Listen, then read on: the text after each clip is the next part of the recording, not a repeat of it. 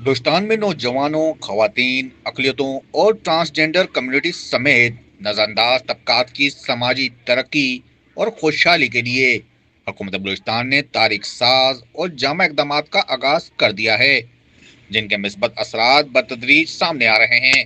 وزیر اعلیٰ بلوچستان میر سرفراز بگٹی سے ایف ڈی آئی پاکستان کی ایگزیکٹو ڈائریکٹر عظمی یعقوب نے ملاقات کی، جس میں خواتین، نوجوانوں اور دیگر پسماندہ طبقات کی فلاح و بہبود کے لیے جاری منصوبوں اور پالیسی اقدامات پر تبادلہ خیال کیا گیا۔ اس موقع پر وزیر اعلیٰ بلوچستان نے ٹرانسجنڈر پالیسی کی تشکیل میں ایف ڈی آئی پاکستان کی معاونت کو سراہتے ہوئے ادارے کی سربراہ عظمی یعقوب کو حسن کارکردگی سرٹیفکیٹ دیا۔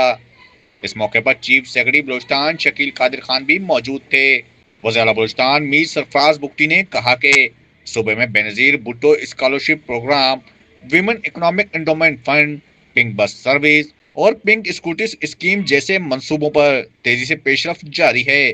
وومن اکنامک فنڈ کے تحت خواتین کو کاروباری سرگرمیوں کے لیے 5 لاکھ سے 15 لاکھ روپے تک بلا سود قرضے فراہم کیے جا رہے ہیں تاکہ وہ مالی طور پر خود مختار ہو سکیں۔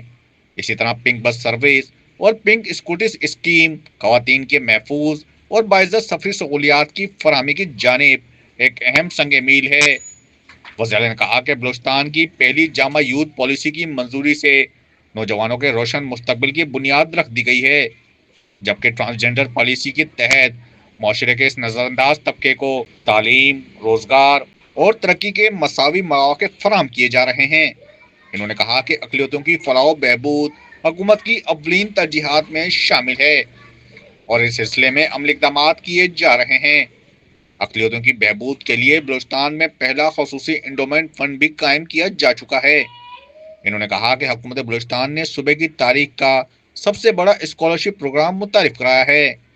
بے نظیر بھٹو اسکالرشپ پروگرام کے ذریعے میٹرک سے اعلیٰ تعلیم تک دنیا کی 200 عالمی جامعات کے دروازے بلوچستان کے طلباء کے لیے کھول دیے گئے ہیں۔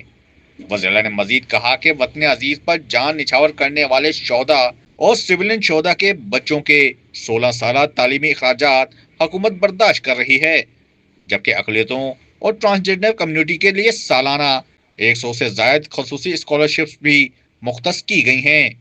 وزیر اعلیٰ نے اس عزم کا اعادہ کیا کہ حکومت بلوچستان معاشرے کے تمام طبقات کو مساوی مواقع فراہم کرنے کے لیے پرعزم ہے اور ترقی کے عمل میں کسی بھی طبقے کو پیچھے نہیں چھوڑا جائے گا۔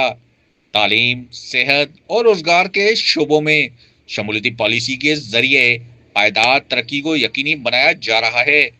سماجی انصاف کے فروغ کے لیے سنجیدہ اور مؤثر اقدامات جاری ہیں۔ وزیر اعلیٰ میر سرفراز بگٹی نے کہا کہ نوجوانوں، خواتین، اقلیتوں اور دیگر نظر انداز طبقات کو بااختیار بنانا ایک ترقی یافتہ اور خوشحال بلوچستان کی بنیاد ہے اور صوبائی حکومت اس مقصد کے حصول کے لیے ہر ممکن وسائل بروکار لا رہی ہے۔